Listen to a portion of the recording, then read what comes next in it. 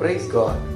இன்றைய ஜீவ ஊற்று ஆதியாகமத்தின் புஸ்தகம் 6ஆம் அதிகாரம் 8வது வசனம். அழகான வார்த்தை.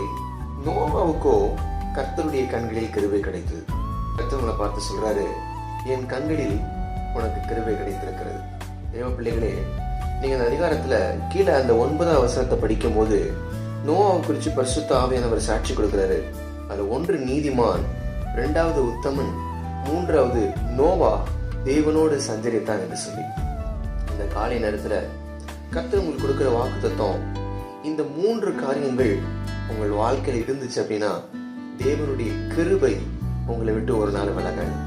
ஆனாலும் கர்த்தர் இன்றைக்கு உங்களுக்கு சொல்ற ஒரு ஆசீர்வாதமான வார்த்தை, தேவனுடைய கிருபை, தேவனுடைய கண்களில் கிடைக்கக்கூடிய அந்த தயவு உங்களை சுற்றி இருக்கிறதுனால நீங்க பயப்பட வேண்டாம், கலங்க வேண்டாம். தேவனுடைய கிருபை உங்களை காத்துக்கொள்ளும். God bless you.